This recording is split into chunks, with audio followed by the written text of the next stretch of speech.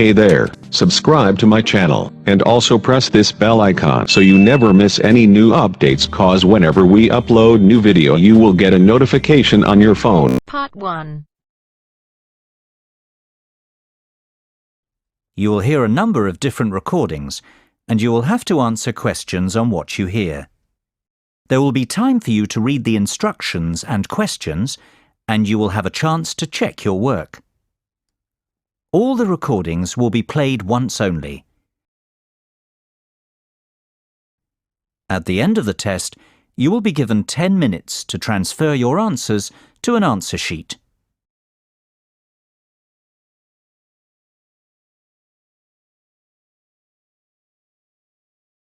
You will hear a telephone conversation between a travel agent and a school principal who is organising a school tour for a group of third-year students. First, you have some time to look at questions 1 to 3. Pause the recording for 30 seconds.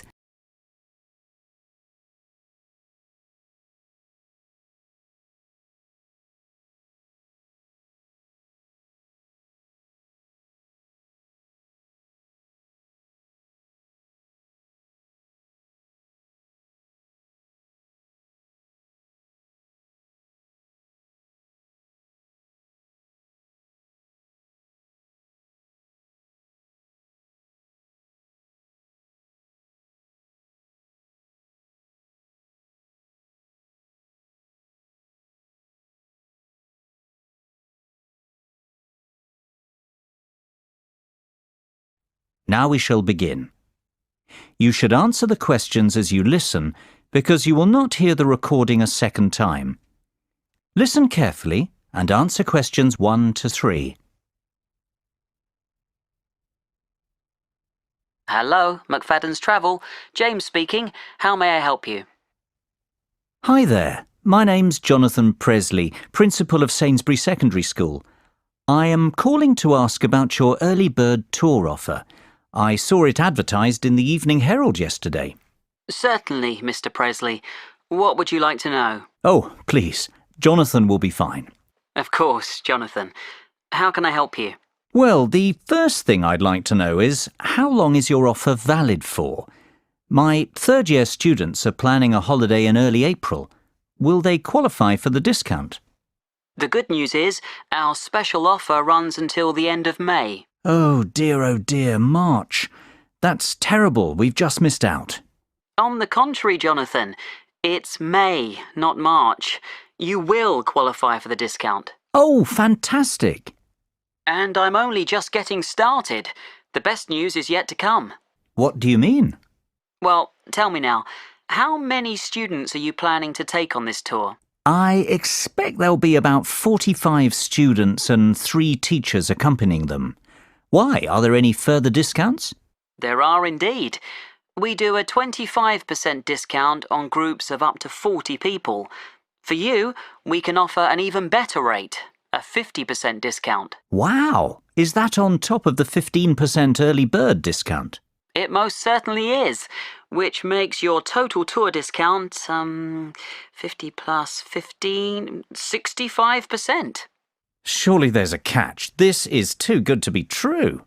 Well, there is a condition that you must choose your destination from a list we have selected. You can't book a tour to just anywhere in the world with this discount rate. I see. And would Madrid be on that list by any chance? I'm sorry to disappoint you, but we do not offer this rate on tours to Madrid. However, we have an excellent all-inclusive 7-day Barcelona tour which is available. How does that sound? Sounds interesting.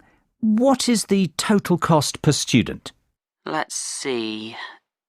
It works out at £679 per person with the discount. The normal price is £1,940, so you are saving £1,261 per person. Hold on a moment. Let me get a pen to write some of this down. It's getting complicated. OK, how much will it cost per student? £679. And how much of a saving is that? £1,261. Barcelona sounds very good indeed. Tell me, what do you mean by all-inclusive? What does £679 get us? Before you hear the rest of the conversation, you have some time to look at questions 4 to 10. Pause the recording for 30 seconds.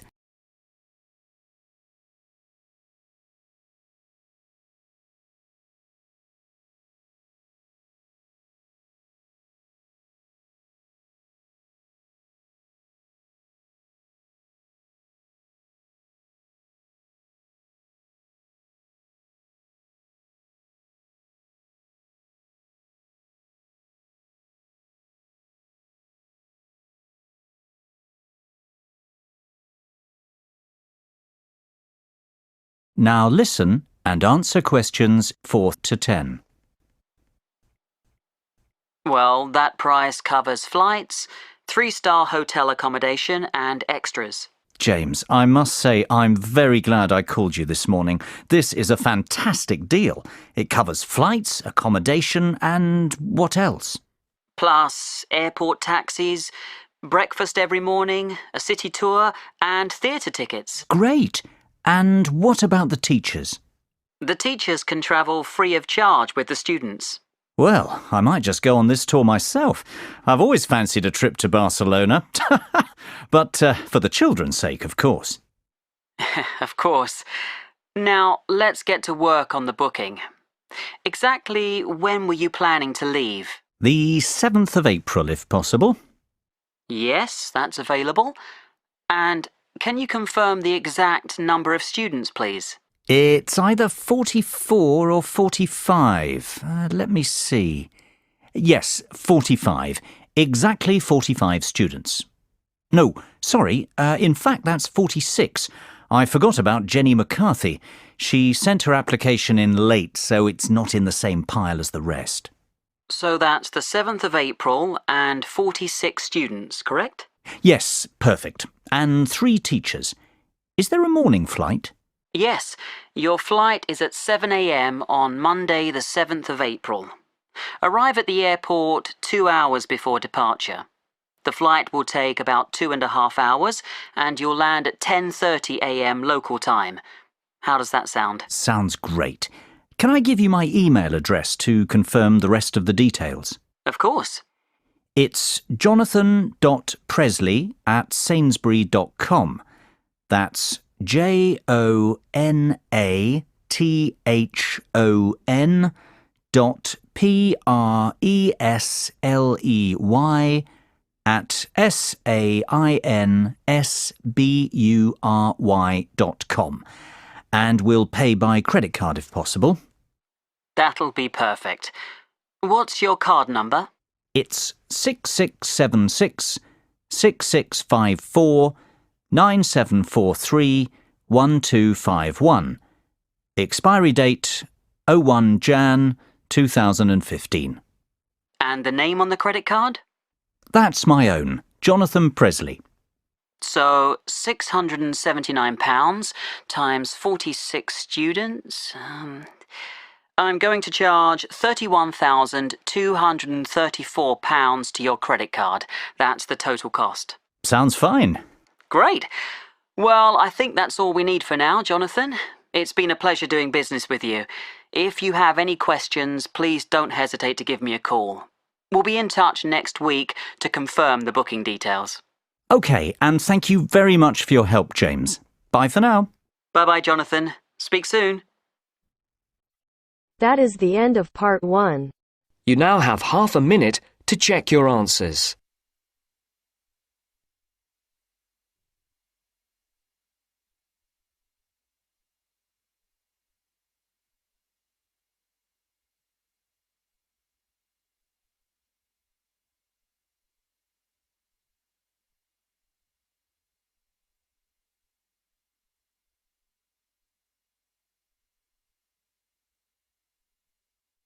Now turns to part 2. Part 2.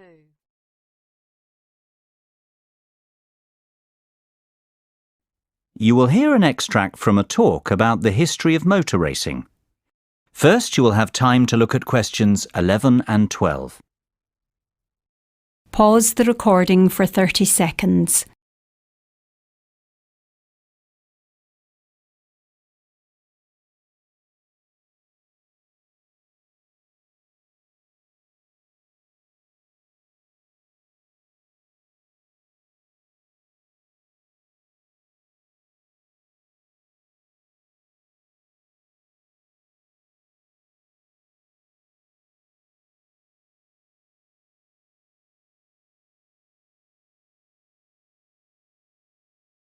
Now listen carefully and answer questions 11 and 12. Good morning and welcome to the programme. This week we're continuing our series of features on motor racing, and I am delighted to welcome to the show David McWilliams, widely recognised as the most knowledgeable motor racing historian in England. We've invited David in to talk to us about what is probably the most famous and prestigious motor racing championship in existence today. That is, of course, Formula One. David, Formula One is now a massive racing franchise, but how did it all begin?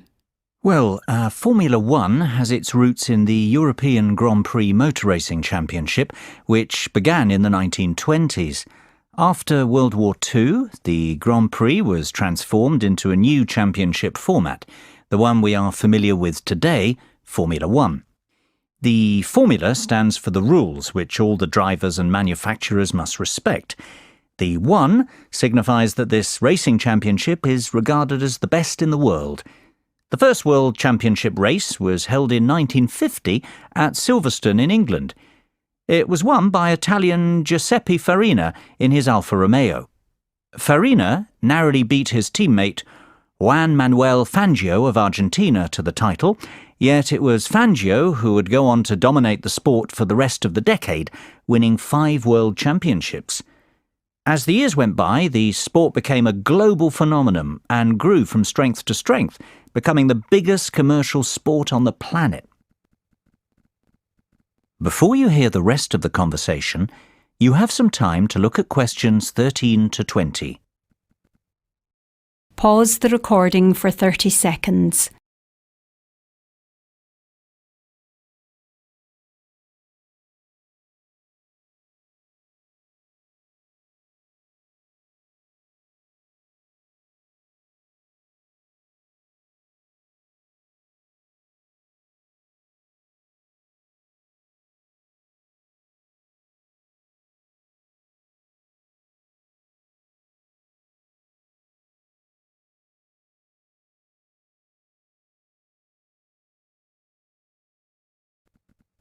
Now listen and answer questions 13 to 20.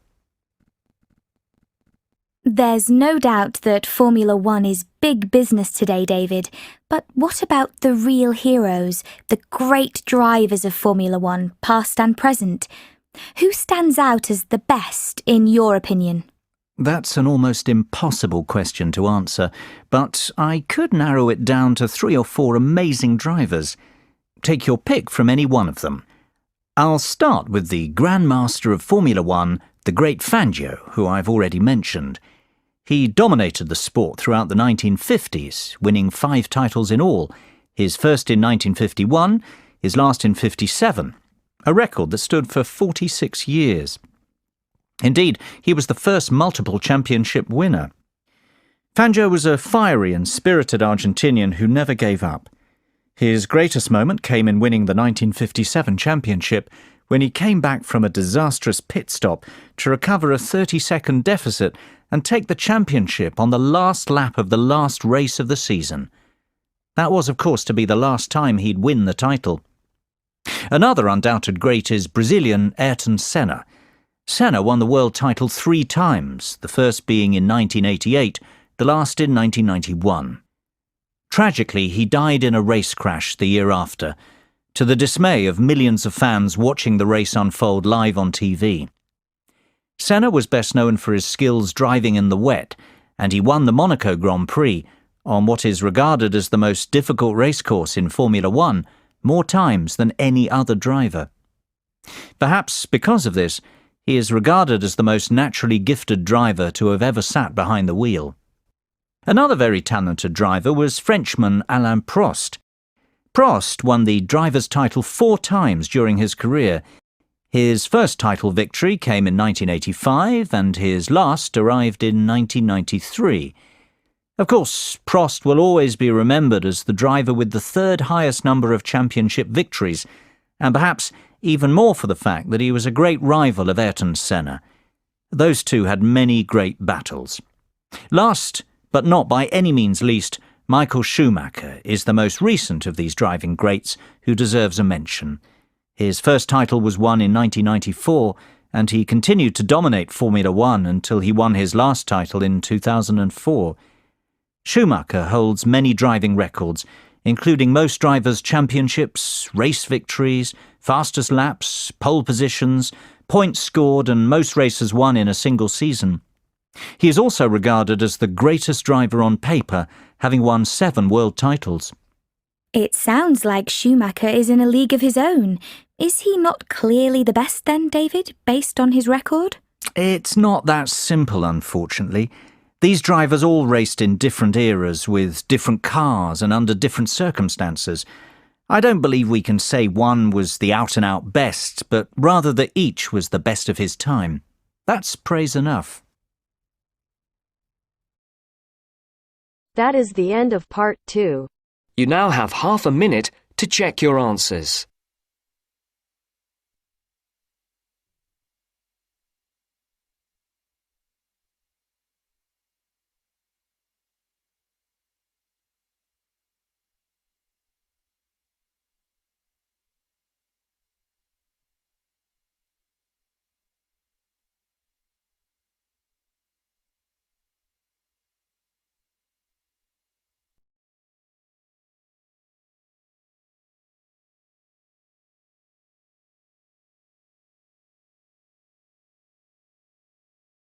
Now turns to part 3. Part 3. You will hear 4 business colleagues discussing a takeover proposal. First, you have some time to look at questions 21 to 27. Pause the recording for 30 seconds.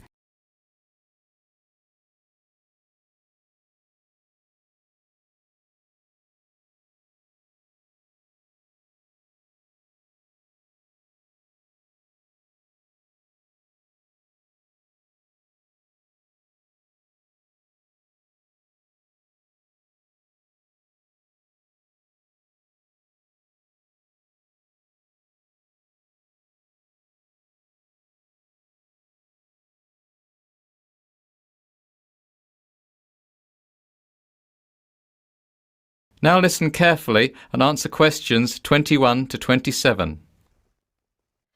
So, let's go over this again. We don't want to make any mistakes, and we all need to agree we're making the right decision. Absolutely. We'd have to spend a lot of money to buy Biz Educators Inc., almost £10 million. So let's get this right, otherwise it'll be our necks on the line. Well, I for one think this is an excellent opportunity for our company to expand and break into a new market. I say we should go ahead with the takeover. At £10 million, Biz Educators is good value for money. OK, Dave, I know you're very much in favour of the acquisition. How about you summarise the plus points of this venture for us? Mark, you're less certain and you've highlighted some issues already. Will you summarise the downsides? I'd be only too happy to. Right then, Dave, let's start with you. Why is this proposal so attractive? What are the upsides? It's simple economics.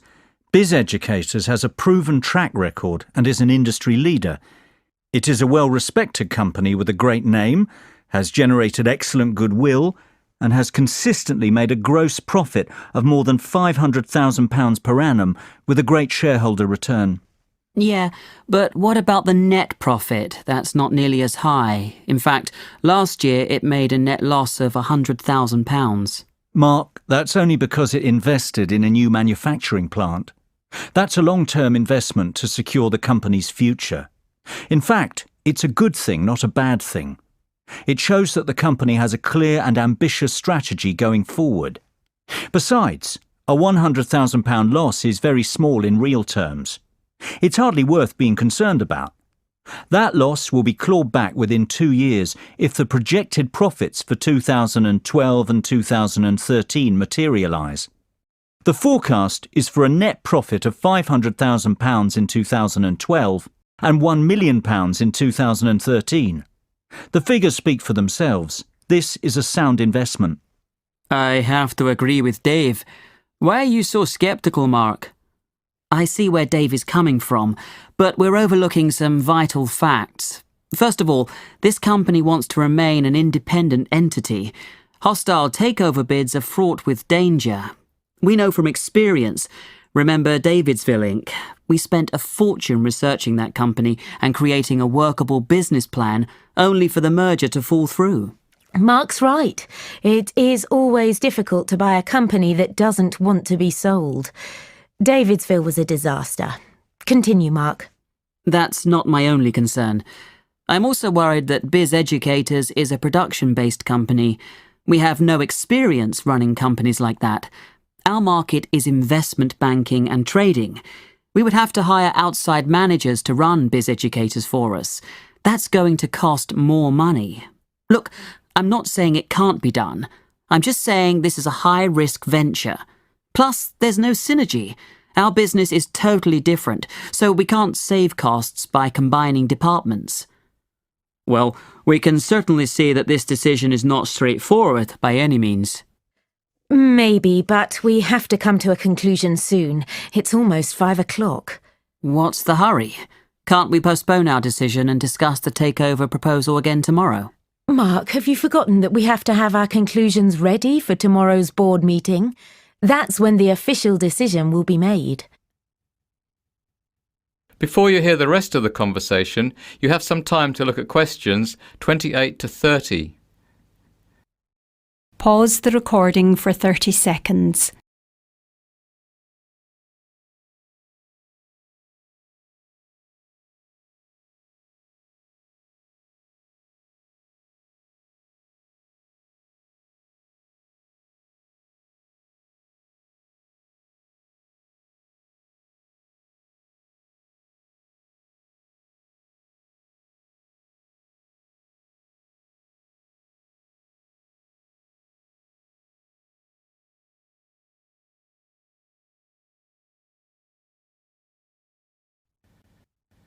Now listen and answer questions 28 to 30.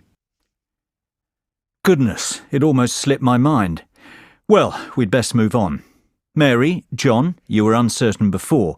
Now that you listened to the pros and cons of the proposal, what do you think? I think it's a great opportunity for our business. Biz Educators is definitely profitable, and it is a business on the up. It's growing and is a very attractive takeover proposition for that reason. No one doubts that it's a very successful business, but the question is, should we invest? I say we should, provided we can guarantee the following. First of all, I would like assurances that the management of Biz Educators won't oppose us outright. That would make the bid too difficult. Secondly, I think we need to ask an independent mediator to broker the deal on our behalf. Last time we tried to negotiate our own takeover. It was a disaster, as Mark said. I agree, Mary. I'd also like us to carry out another audit of the company's books. In fairness, John, I don't think that's necessary. We've done a thorough audit already. It'll just cost more money. We must keep the deal secret until it goes through, though. If this gets leaked to the press, Biz Educators won't be happy. That will make the management even more hostile towards us. Good point, agreed. I don't think we need to be concerned about projected profit margins, goodwill or accounting issues. Biz Educators has kept very up-to-date account books. Great. Then we're all agreed. The takeover should go ahead provided we proceed cautiously.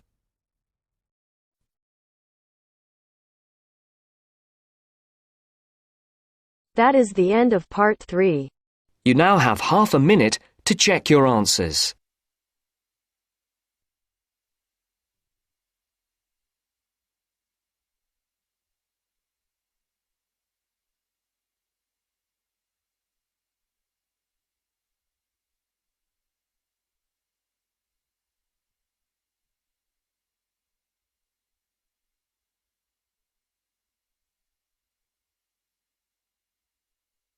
Now turns to Part 4. Part 4. You will hear part of a lecture about conserving energy. First, you have some time to look at questions 31 to 40. Pause the recording for 1 minute.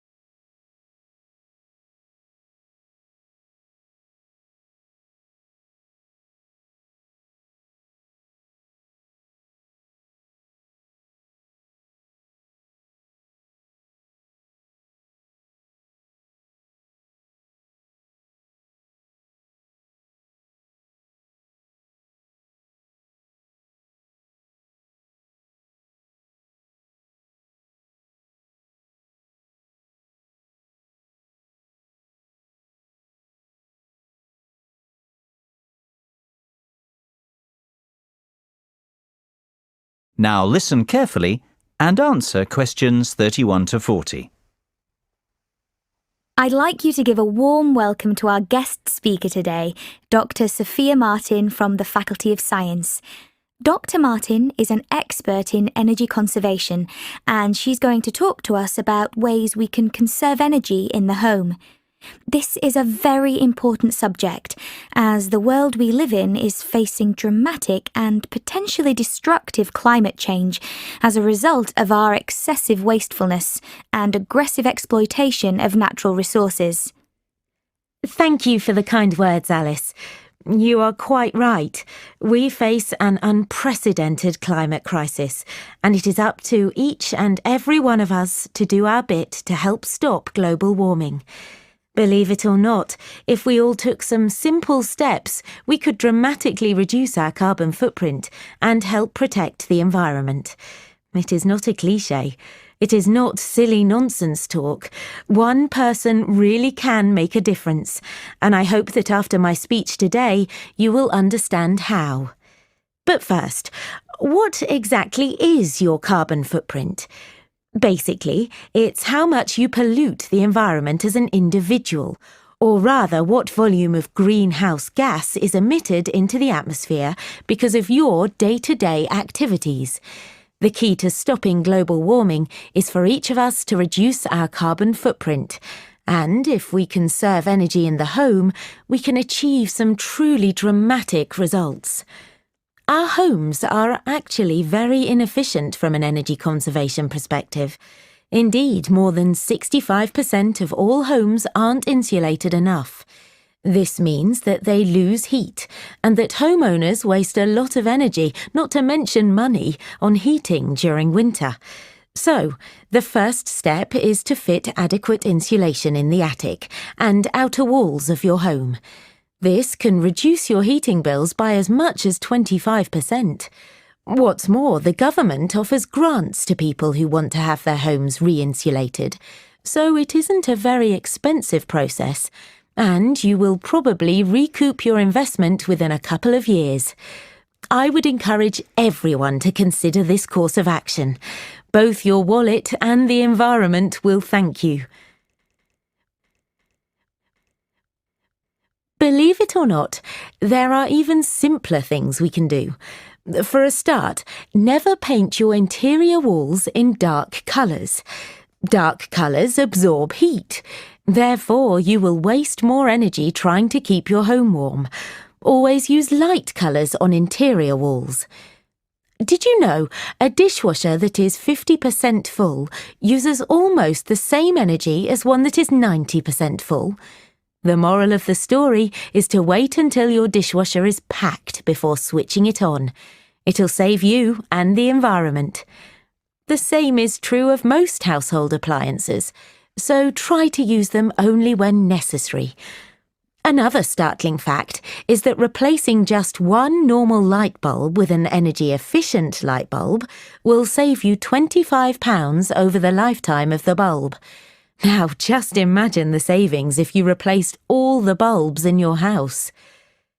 Having large windows seems to be in fashion right now, yet it makes no sense whatsoever from an energy-saving perspective. Windows are one of the biggest causes of heat loss. If you have large windows at home, my advice would be to close the curtains and blinds as often as possible. This will help your rooms retain heat.